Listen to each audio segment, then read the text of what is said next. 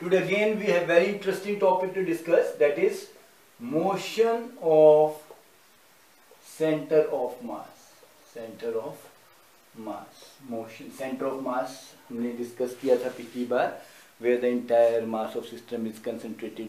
पूरा पार्टिकल जगत जो है एक तरह से किस पे निर्धारित है, बेसिक की the key focus key area to be understood is, हमारे लिए सबसे इंपॉर्टेंट क्या है, that is your centre of mass. Centre of mass का बहुत बड़ा रोल है in recognizing basically the motion of system of particle. Basically संसार में जितनी भी बॉडीज हैं they are made up of so many particles, बहुत सारे पार्टिकल्स से मिलके बनी हैं.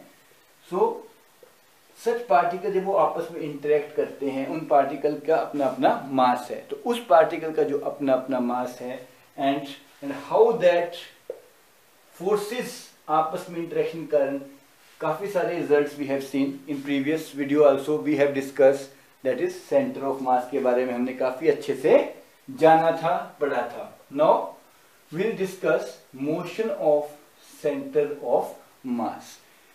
अब सेंटर ऑफ मास पूरा मोशन में है, तो ऑब्वियसली हम क्या मानेंगे, capital M is the mass of system. Student जब सिस्टम की बात करते हैं तो ऑब्वियसली उसमें बहुत सारे पार्टिकल्स की बात होती है. अगर टू पार्टिकल सिस्टम की बात करें तो उसमें ऑब्वियसली दो पार्टिकल्स की आपस की इंटरेक्शन की बात होती है.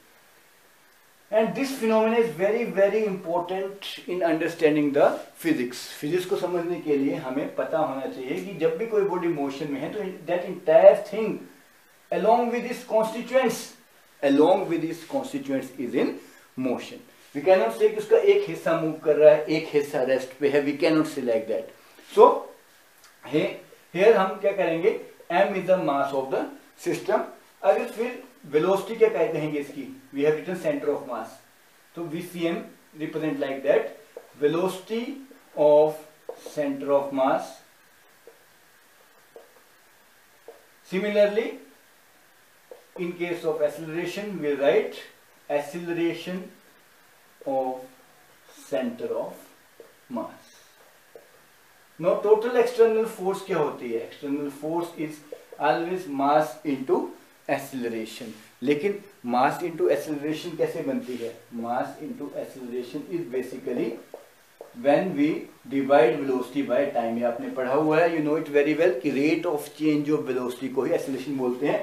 भले ही सिस्टम ऑफ पार्टिकल्स है, तो here we can write velocity like that, that is velocity of center of mass divided by time, that comes out to be mass into acceleration external forces like that. For example, अगर external force ना exist करे, if there is no external force, आपस में इनके आपस की interaction है, तो if F external is 0, that accounts for this whole thing will be 0, that is mass into this thing is 0, क्योंकि mass into change of velocity is mass into acceleration only. लेकिन हम जानते हैं mass cannot be 0 in a classical world. Classical world मतलब which we can see through our eyes.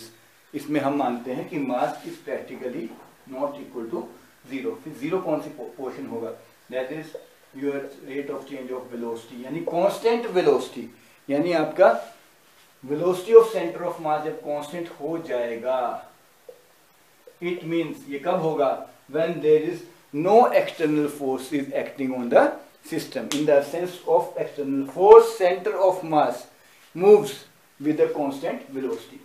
तो हम इससे क्या कंक्लूजन निकालते हैं कि centre of mass moves with constant velocity, moves with constant velocity. कब, when there is no external force, जब कोई भी external force ना लगा हो तो it will move with a constant velocity. Now let's move further and study कि अगर center of mass के रिजल्ट को हम किसी और वे में भी हम देख सकते हैं students. Now this is motion of center of mass. अब हम बात करें कि ऑब्वियसली देयर इज एक ऐसा सिस्टम जिसमें दो पार्टिकल्स का मास सेम हो, that is m1 equal to m2 equal to velocities are different, velocities are different, उस केस में क्या होगा? Obviously motion of centre of mass है, centre of mass of two particle of equal masses but opposite velocity, उस case में क्या होगा? Equal masses, the case is equal masses but opposite velocities, yeah, different velocities, or don't use term different here. Now it is clearly indicated that is opposite velocities, it is of opposite velocities. Let me write once more. Equal masses and opposite velocities, opposite velocities. तो उस case में क्या होगा? Let's see, हम जानते हैं velocity of centre of mass is m1v1 plus m2v2 divide by m1 plus m2 for two particle system, two particle system के case में हम ये जानते हैं। अब हम बोल रहे हैं कि मासेस बराबर हैं, that is m1 equal to m2 equal to m and velocities are different, that is equal to minus v। एक अगर v है तो दूसरी माइनस v हो जाएगी, तो obviously this will get be mv minus mv, m plus m that is 2m, it contributes, so center of mass इस case में VCM is contributing us nothing, that is अगर हम rate of change of distance with respect to time देखें तो that is velocity itself is equal to 0, it means R is constant and R that is resultant here, that is center of mass is constant. So in this case also we can say it remains constant. अब इससे हमें क्या पता चलता है कि centre of मास पर internal forces के कारण कोई भी फर्क नहीं पड़ता, और अगर एक्सटर्नल फोर्स भी जीरो हो जाए तो it behaves like a constant particle system. Now अब बात करते हैं उससे इंटरेस्टिंग फैक्ट की, and that fact is about your linear momentum of system of particles. Linear momentum of system of particles. Students, momentum क्या होता था? मोमेंटम होता था मास इनटू वेलोसिटीज। अगर पूरा सिस्टम ऑफ पार्टिकल की हम बात कर रहे हैं तो लीनियर मोमेंटम क्या होगा? What will be the linear momentum for the system of particles? अगर सिस्टम ऑफ पार्टिकल्स की हम एक तरह से इसे 3D में रिप्रेजेंट करें, that is A B C and let it be angle theta, तो एक तरह का मोमेंटम जब होगा तो लीनियर मोमेंटम क्या है? It is along a straight line, that is mass into velocity, so it is m1 v1 and so on, m2 v2 plus dash dash dash dash mn vn, it is so on, it keeps on going. This is your linear momentum. And what is rate of change of momentum? आपने पढ़ा है अपने previous knowledge से, rate of change of momentum is basically nothing but it is a force dp upon dt, that is what of mass into velocity है। mass का तो हम differentiation कर नहीं सकते, here velocity will be again dvc upon dt, and that this thing is your acceleration. But students, here you have to consider mass is capital M, because this mass constitutes m1 plus m2 plus dash dash mn.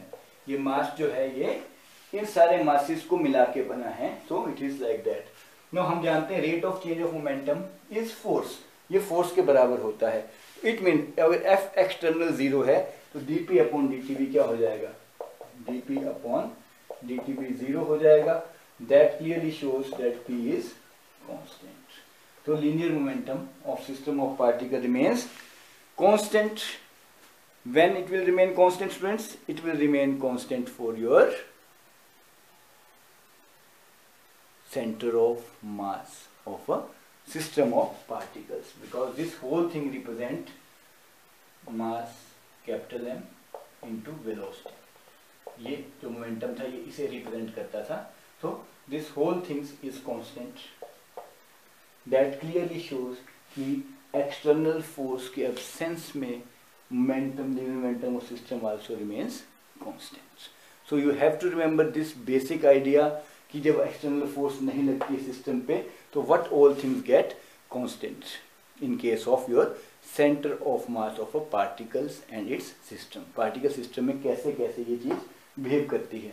system basically है क्या, ये सिर्फ और सिर्फ particles को मिला के बना है और हर पार्टिकल का एक अपना इंडिविजुअल मास है and obviously we are dealing here with the velocity also. So students, I hope it is crystal clear to you. Stay tuned. Well.